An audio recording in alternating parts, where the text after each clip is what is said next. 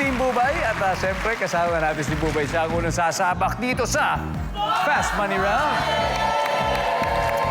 Kung papala rin, ay makakapag-uwi sila ng total cash prize of 200,000.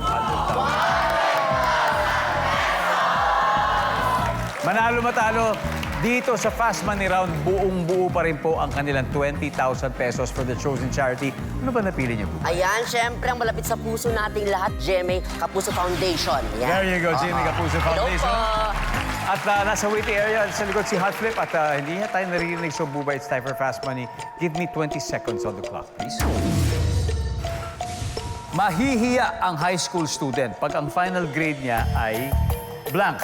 75. Bakit kaya pumupunta sa ibang bansa ang isang politiko? Para dalhin ang kabet. Name something na mahirap buksan.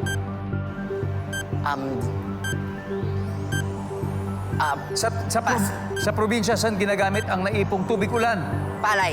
Prangkahan na, sa barkada mo, ilan ang pangit? 5. Let's go, Bubay! Sino kaya yung 5 yun? Dito muna tayo. Mahihiya ang high school student pag ang final grade niya ay 75. Ang sabi ng survey, Wow! Di na masama! bakit kaya pumupunta sa ibang bansa isang politiko dahil? Ang sabi ng survey dyan ay, wala. Name something na mahirap buksan, hindi na natin nabalikan. Okay, so, sino yan? Sa probinsya, saan ginagamit ang naiipong tubig ulan? Sabi mo'y para sa palay o pandilig. Yes. Pandilig ng halaman, survey. Uy! Di na masama! Prangkahan na, sa barkada mo, ilan ang pangit? Sino-sino yung 5 yun? Yung 5? Oo. Basta 2 sa Team Tekla, tas 3 sa akin.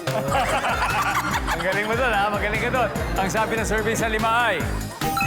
Yun! Di na masama! Hindi na masama, Bubay. Balik na tayo. Let's welcome back Hot Flip.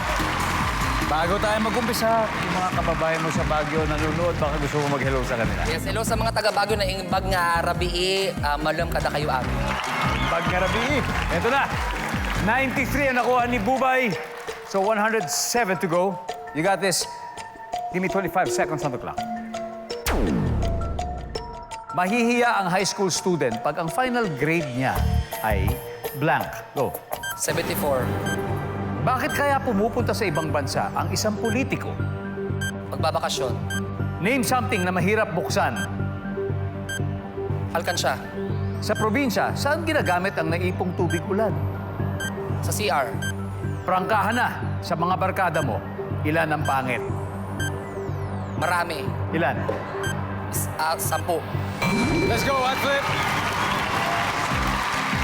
Mahihiya ang high school student pag ang final grade niya ay 74. Isa na lang, di pa umabot sa pasado. Ang sabi ng survey ay, wala.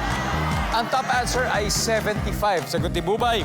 Bakit kaya pumupunta sa ibang bansa ang politiko para magbakasyon? Ang sabi ng survey, top answer. Something na mahirap buksan, sabi mo ay alkansya. Ang sabi ng survey. Oh, dilata ang top answer. Sa probinsya, saan ginagamit ang naipong tubig ulan? Sabi mo ay pang-flush. Ang CR, ang sabi ng survey. Top answer. 30 to go. Prangkahan na. Sa barkada mo, ilan ang pangit? Sabi mo, 10. Ang sabi ng survey ay... Oh! Ang top answer natin dito ay... Dalawa lang sa barkada. Anyway, congratulations, Team Bubay. Mag-uwi pa rin kayo ng 100,000 pesos. Thank you, and of course...